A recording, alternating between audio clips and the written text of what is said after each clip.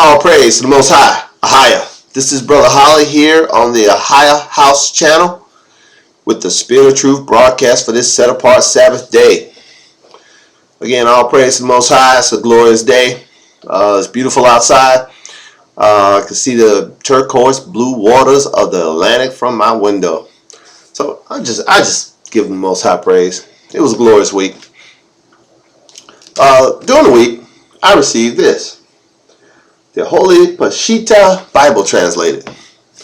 The Peshitta is an Aramaic translation of the scriptures, and I've begun to study the Aramaic translations, as you may be aware from last week's telecast, and I'm not thoroughly convinced that Aramaic is the language that the scriptures were originally rendered in, but I'm definitely leaning that way.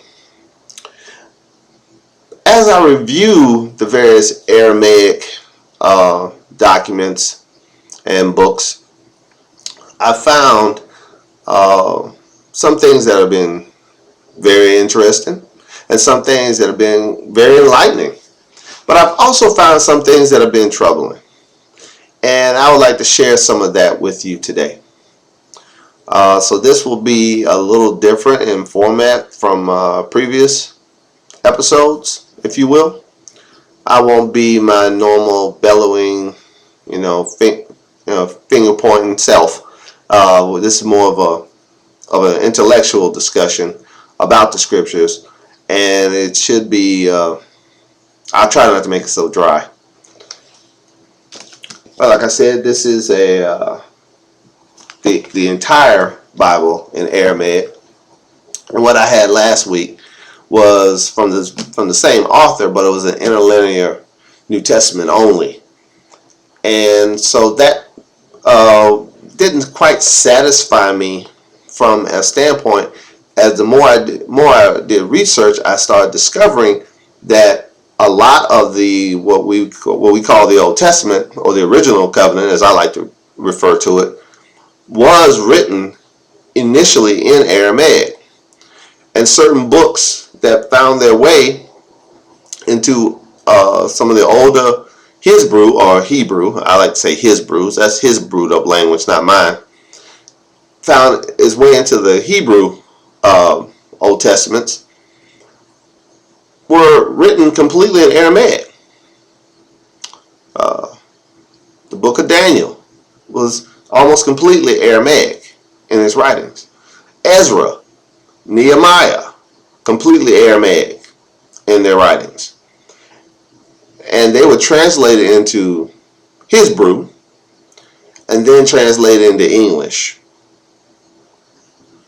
And in some cases they were translated from Hebrew to Greek with the advent of the Greek Septuagint, which a lot of English Bibles, the Old Testaments that they write from, they're really writing from the Greek Septuagint and not from a Hebrew or Aramaic source.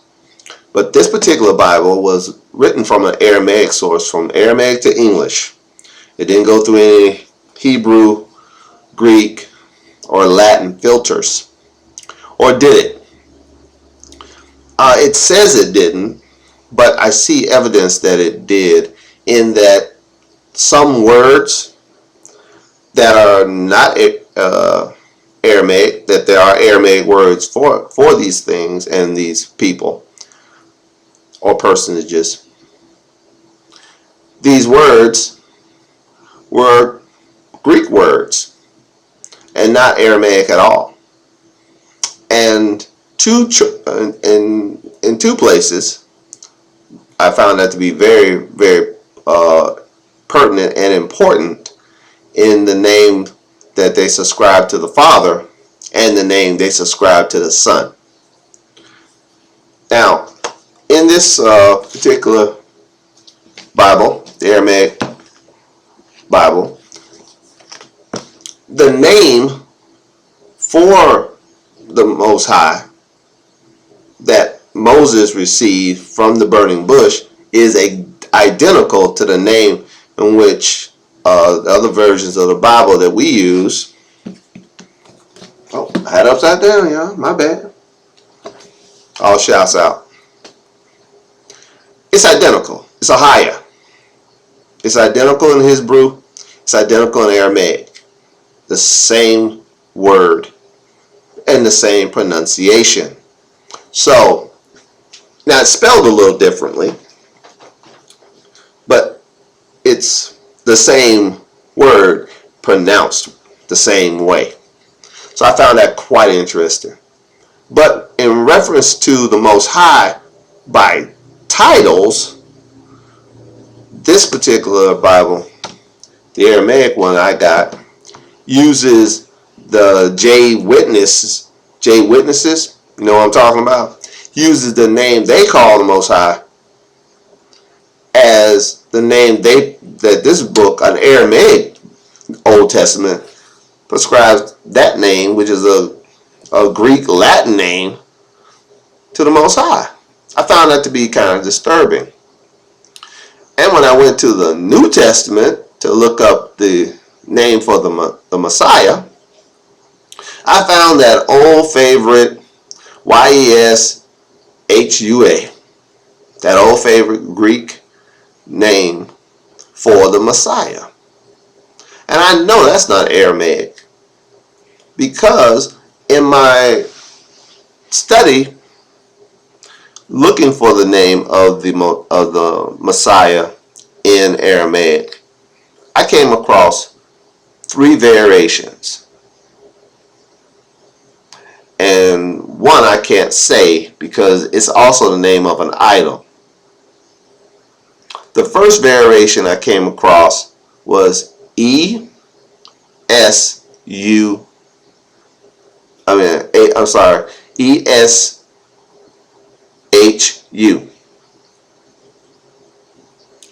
Now, before I started using it, I looked it up.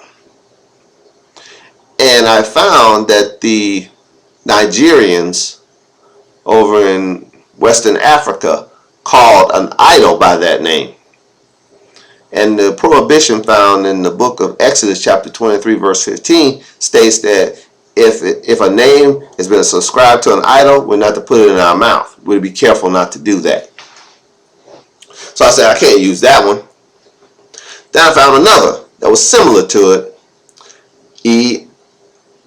ESHOO. Same pronunciation, just different spelling. So I said, this is too close for me to use that one either. It's too close to the other, which I know has been subscribed to an idol. And I stumbled across a brother on YouTube. I think he goes by the term Maya. And shout out to bro. And he has a channel where he refers to real Aramaic. And he has a video on the names of the Most High.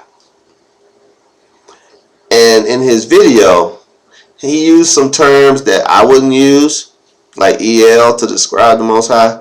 I wouldn't say that, bro. That's an idol in Babylon. I wouldn't say that. But he did make a point that in some of the Western Aramaic translations, this one is based on Eastern Aramaic. In some of the Western Aramaic translations, AHAYAH is actually EHEYAH.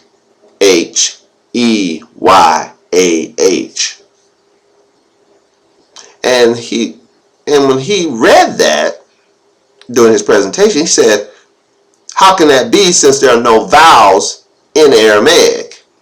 It's AHAYAH. So I began to extrapolate that if it begins with an E in Aramaic, it should be the A sound, or the A letter. The letter A should be there for pronunciation purposes. So, Asha or Ashaya is an Aramaic pronunciation of the Messiah's name. It's very close to the Hebrew Yasha or Yashaya. Very close indeed. And when I found that and replaced Asha or Yeshaya in here, it didn't change the tone, it didn't change the content, it didn't change anything. And it removed the Greek influence that this Aramaic translation was suffering from, at least in my mind. Now, I'm not sure if it was purposeful or if it was just, his own feelings being expressed and why he wouldn't say Ahaya for the name for the Most High, and why he wouldn't say Asha or Ashaya or Yeshaya for the name for the Messiah. I don't know if it was purposeful or it was unintentional or just playing out laziness to go in and put in Yeshua, which, in coming in the, hopefully, the Most High willing, in our second teaching today, we'll be going over that word in it and what it truly means and who it truly applies to from the scriptures. And if it's not being applied to the Messiah anymore, we can say it, because it ain't, not from the scriptures. But that's in part too. All praise to the Most High, AHAYAH, and his son, Yeshua.